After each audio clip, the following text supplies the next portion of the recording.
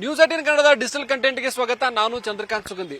ಬೆಳಗಾವಿಯಲ್ಲೊಬ್ಬ ಚಿನ್ನದ ಅಂಗಡಿ ವ್ಯಾಪಾರಿ ಅತಿ ಬುದ್ಧಿವಂತಿಕೆ ತೋರಿಸಕ್ಕೆ ಹೋಗಿ ಈಗ ಪೊಲೀಸರ ಅತಿಥಿಯಾಗಿದ್ದಾನೆ. ತಾನೇ ಮಾಡಿದಂತಹ ಒಂದು ಎಡವಟ್ಟಿನಿಂದ ಈಗ ಪೊಲೀಸ್ ಬೆಲೆಗೆ ಬಿದ್ದಿರತಕ್ಕಂಥದ್ದು ಒಂದು ದರೋಡೆ ಜಾಲವನ್ನ ಪೊಲೀಸರು ವ್ಯವಸ್ಥಿತವಾಗಿ ಈಗ ಬಯಲು ಮಾಡಿದ್ದಾರೆ. ಬೆಳಗಾವಿಯ ಕಡೆ ಬಜಾರ್ ಪೊಲೀಸ್ ಠಾಣಾ ವ್ಯಾಪ್ತಿಯ ರಾಮದೇವ್ ಗಲ್ಲಿ ಇರತಕ್ಕಂತಹ ಒಂದು ಜ್ಯುವೆಲರ್ಸ್ ಅಂಗಡಿಯಲ್ಲಿ ಏನು ಕಳ್ಳತನ ಆಗಿತ್ತು, ಆ ಕಳ್ಳತನವನ್ನ ಸ್ವತಃ ಅಂಗಡಿ ಮಾಲೀಕರೇ ಮಾಡಿರ್ತಕ್ಕಂಥದ್ದು ಈಗ ಪೊಲೀಸ್ ತನಿಖೆಯಲ್ಲಿ ಬಯಲಾಗಿದೆ. ಅಷ್ಟಕ್ಕೂ ಅಂಗಡಿ ಮಾಲೀಕರು ಯಾಕೆ ಹೀಗೆ ಮಾಡಿದ್ರು ಅಂತ ಹೇಳ್ತೀನಿ. ಅದಕ್ಕೂ ಮೊದಲು ನ್ಯೂಸ್ 18 ಕನ್ನಡದ ಯೂಟ್ಯೂಬ್ ಚಾನಲ್ ಸಬ್ಸ್ಕ್ರೈಬ್ ಮಾಡಿ, ಹಾಗೆ ಬೆಲ್ ಐಕನ್ ಒತ್ತೋದನ್ನ ಮರೆಯಬೇಡಿ. ನ್ಯೂಸ್ 18 ಕನ್ನಡದ ಇನ್ಸ್ಟಾಗ್ರಾಮ್ ಮತ್ತು ಫೇಸ್ಬುಕ್ ಪೇಜ್ ಅನ್ನ ಫಾಲೋ ಮಾಡಿ.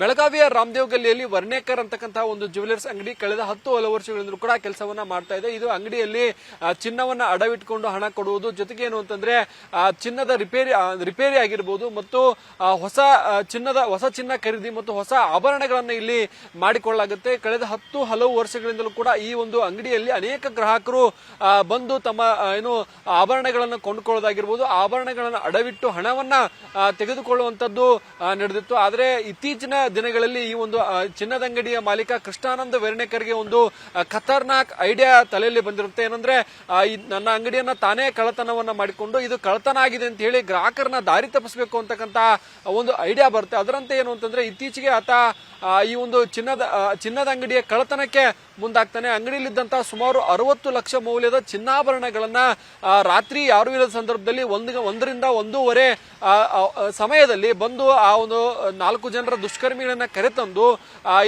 ಬೀಗವನ್ನ ಹೊಡೆದು ಅಲ್ಲಿದ್ದಂತ ಎಲ್ಲಾ ಚಿನ್ನಾಭರಣಗಳನ್ನು ಲೂಟಿ ಮಾಡಿ ತನ್ನ ಸ್ಕೂಟಿಯ ಡಿಕ್ಕಿಯಲ್ಲಿ ತುಂಬಿಕೊಂಡು ಮನೆಗೆ ಹೋಗ್ತಾನೆ. ಮನೆಗೆ ಹೋಗಿ ಮತ್ತೆ ಬೆಳಿಗ್ಗೆ 5 ಗಂಟೆಗೆ ಎದ್ದು ಚಿನ್ನದ ಅಂಗಡಿಗೆ ಬರ್ತಾನೆ. ಚಿನ್ನದ ಅಂಗಡಿಗೆ ಬಂದು ಪೊಲೀಸರಿಗೆ ಮಾಹಿತಿ ಕೊಡ್ತಾನೆ. ನನ್ನ ಚಿನ್ನದ ಅಂಗಡಿ ಕಳ್ಳತನವಾಗಿದೆ, ಯಾರೋ ದರೋಡೆಕೋರರು ನನ್ನ ಅಂಗಡಿಯನ್ನ ಕಳ್ಳತನ ಮಾಡಿ ಸುಮಾರು 60 ಲಕ್ಷ ಮೌಲ್ಯದ ಚಿನ್ನಾಭರಣಗಳನ್ನ ಕಳ್ಳತನ ಮಾಡಿದ್ದಾರೆ ಅಂತಕ್ಕಂಥ ದೂರನ್ನ ಸ್ವತಃ ತಾನೇ ದಾಖಲಿಸ್ತಾನೆ. ಇದರಿಂದ ಪೊಲೀಸರು, ಕಡೆ ಬಜಾರ್ ಪೊಲೀಸರು ಮತ್ತು ಡಾಗ್ ಸ್ಪಾಟ್ ಮತ್ತು ಸ್ಥಳೀಯ ಅಧಿಕಾರಿಗಳಲ್ಲಿ ಭೇಟಿ ಕೊಟ್ಟು ಪರಿಶೀಲನೆ ನಡೆಸ್ತಾರೆ. ಕಂಪ್ಲೀಟ್ ಆಗಿ ಈ ಒಂದು ಅಂಗಡಿಯನ್ನ ಜಾಲ ಆಡ್ತಾರೆ. ಆ ಜಾಲ ಆಡೋ ಸಂದರ್ಭದಲ್ಲಿ ಅಲ್ಲಿ ಏನೂ ಸಿಗಲ್ಲ ಕ್ಲೂಗಳು, ಮತ್ತು ಅಲ್ಲಿ ಸಿಸಿಟಿವಿ ಇರುತ್ತೆ. ಈ ಒಂದು ಕೃಷ್ಣಾನಂದ ವರ್ಣೇಕರ್ ಸಿಸಿಟಿವಿಯನ್ನ ತಾನು ಆಫ್ ಮಾಡಿದ್ದೇನೆ ಅಂತ ಹೇಳಿ ತಿಳಿದಿರ್ತಾನೆ. ಆದ್ರೆ ಅದು ಆಫ್ ಆಗಿರಲ್ಲ. ಅಲ್ಲಿರ್ತಕ್ಕಂಥ ಎಲ್ಲ ದೃಶ್ಯಗಳು ತಾನೇ ಕಳ್ಳತನ ಮಾಡಿದ್ದು, ತಾನೇ ಬೀಗ ಹೊಡೆದದ್ದು ಎಲ್ಲವೂ ಕೂಡ ಈ ಒಂದು ಸಿಸಿಟಿವಿಯಲ್ಲಿ ದಾಖಲಾಗುತ್ತೆ. ತಕ್ಷಣ ಪೊಲೀಸರು ಸಿಸಿಟಿವಿ DVR ನ ವಶಕ್ಕೆ ಪಡೆದು ವಿಚಾರಣೆ ಮಾಡಿದಾಗ ತಾನೇ ಕಳ್ಳತನ ಮಾಡಿರೋದು ಇದರಿಂದ ಬಹಿರಂಗವಾಗುತ್ತೆ. ಮತ್ತೊಂದು ಕಡೆ ಏನಂದ್ರೆ ಅನುಮಾನ ಪೊಲೀಸರಿಗೆ ಬರುತ್ತೆ. ಅಂದ್ರೆ ಬೆಳಿಗ್ಗೆ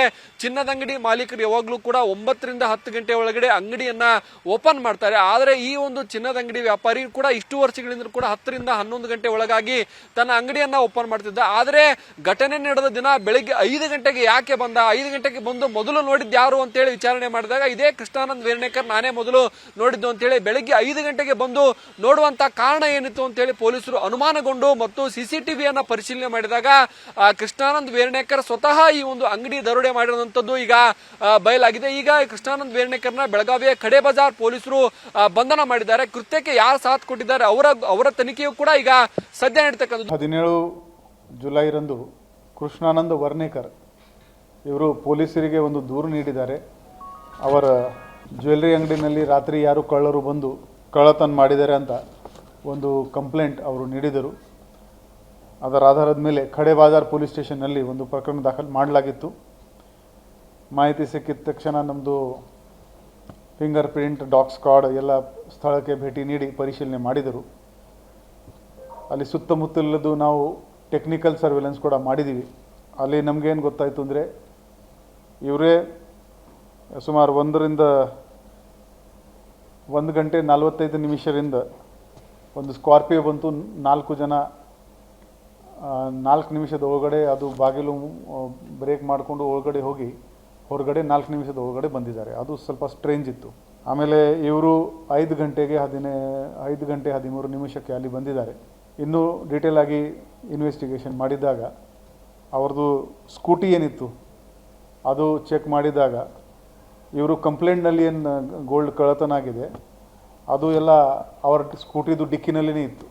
ಅದರ ಬಗ್ಗೆ ವಿಚಾರಣೆ ನಡ್ತಾ ಇದೆ. ಈ ಸ್ಕಾರ್ಪಿಯೋ ಮತ್ತು ಅದರಲ್ಲಿ ಯಾರು ಬಂದಿದ್ದಾರೆ ಅದು ಕೂಡ ನಾವು ಈಗ ಬೇಗನೆ ಅವರಿಗೆ ಕೂಡ ಸೆಕ್ಯೂರ್ ಮಾಡ್ತೀವಿ. ಅಪ್ರೆಂಟ್ಲಿ ಇವರು 2010ಇಂದ ಈ ಜ್ಯುವೆಲ್ಲರಿ ಅಂಗಡಿ ಕೂಡ ನಡೆಸ್ತಾರೆ ಮತ್ತು ಆ ಜನರಿಂದ ಚಿನ್ನ ತಗೊಂಡು ಬಡ್ಡಿ ವ್ಯವಹಾರ ಕೂಡ ಮಾಡ್ತಾರೆ. ಸೊ ಇನ್ನು ಹೆಚ್ಚಿನ ನಾವು ಇದು ತನಿಖೆ ಮಾಡೋದು ಅವಶ್ಯಕತೆ ಇದೆ. ನಮ್ಮದು ಪ್ರಿಲಿಮಿನರಿ ಗೇಸ್ ಏನಿದೆ ಅಂದರೆ ಇದು ಕಳ್ಳತನ ಆಗಿದೆ ತೋರಿಸ್ಕೊಂಡು ಬಹುಶಃ ಆ ಜನರಿಗೆ ರಿಟರ್ನ್ ಕೊಡಬಾರ್ದು ಅಂತ ಇವ್ರದ್ದು ಉದ್ದೇಶ ಇರಬೇಕು. ಸೊ ಪೊಲೀಸರಿಗೆ ಸುಳ್ಳು ಮಾಹಿತಿ ಕೊಡೋದು ಅದು ಒಂದು ಆಫೆನ್ಸ್ ಇದೆ. ಸೊ ಈ ಪ್ರಕರಣದ್ದು ಚಾರ್ಜ್ ಶೀಟ್ ಮಾಡುವಾಗ ಇವರ ಮೇಲೇ ಕಂಪ್ಲೇನೆಂಟ್ ಯಾರಿದ್ದಾರೆ ಇವರ ಮೇಲೇ ನಾವು ಚಾರ್ಜ್ ಶೀಟ್ ಮಾಡ್ತೀವಿ. ಮತ್ತು ಮನಿ ಲೆಂಡಿಂಗ್ದು ಬಡ್ಡಿ ವ್ಯವಹಾರದ್ದು ಏನೋ ಆ್ಯಂಗಲ್ ಇದ್ದರೆ ಆ ಆ್ಯಂಗಲ್ನಲ್ಲಿ ಕೂಡ ನಾವು ತನಿಖೆ ಮಾಡ್ತೀವಿ.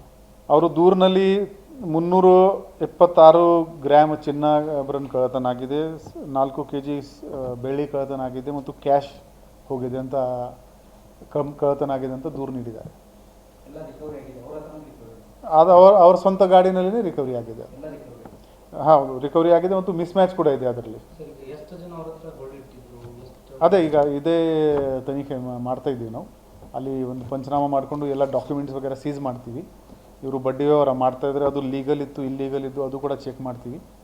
ಅಂಡ್ ಅದರ ಪ್ರಕಾರ ಮುಂದಿನ ಕ್ರಮ ತಗೋತೀವಿ. ಬೆಳಗಾವಿಯಲ್ಲಿ ಖತರ್ನಾಕ್ ಐಡಿಯಾ ಮಾಡಕ್ ಹೋಗಿ ಈಗ ಚಿನ್ನದ ಅಂಗಡಿ ಮಾಲಕ ತಗಲಾಕೊಂಡಿದ್ದಾನೆ. ಖಡೆ ಬಜಾರ್ ಪೊಲೀಸ್ ಠಾಣೆಯಲ್ಲಿ ಈಗ ಏನು ಕಳುವು ಮಾಡಿದಂತ 60 ಲಕ್ಷ ಮೌಲ್ಯದ ಮಾಲ್ಗಳನ್ನು ಕೂಡ ಜಪ್ತಿ ಮಾಡಲಾಗಿರ್ತಕ್ಕಂಥದ್ದು. ಆ ಒಂದು ಕಳ್ಳತನ ಮಾಡಿದಂತಹ ಏನು ಆಭರಣಗಳನ್ನ ಬೇರೆಲ್ಲೂ ಸಾಗಿಸಿರಲಿಲ್ಲ. ಆತ ತನ್ನ ಸ್ಕೂಟಿ ಡಿಕ್ಕಿಯಲ್ಲೇ ಅವನ್ನೆಲ್ಲವನ್ನ ತುಂಬಿಕೊಂಡಿದ್ದ ಮತ್ತು ಸ್ಕೂಟಿ ಡಿಕ್ಕಿ ಅದೇ ಸ್ಕೂಟಿಯಲ್ಲಿ ಈ ಒಂದು ಚಿನ್ನದ ಅಂಗಡಿಗೆ ಬಂದಿದ್ದ ಅಂತಕ್ಕಂಥ ಅನುಮಾನಗಳು ಈಗ ಇರ್ತಕ್ಕಂಥದ್ದು. ಹೀಗಾಗಿ ಆತನನ್ನ ಪೊಲೀಸರು ಬಂಧಿಸಿದ್ದಾರೆ ಮತ್ತು ಯಾರೆಲ್ಲ ಚಿನ್ನವನ್ನ ಅಡವಿಟ್ಟಿದ್ದಾರೆ ಅವರಿಗೆ ಚಿನ್ನವನ್ನ ಯಾವ ರೀತಿ ಈಗ ವಾಪಸ್ ಪೊಲೀಸರು ಕೊಡ್ತಾರೆ ಅಂತಕ್ಕಂಥದ್ದು ಈಗ ಕಾದು ನೋಡಬೇಕಿದೆ.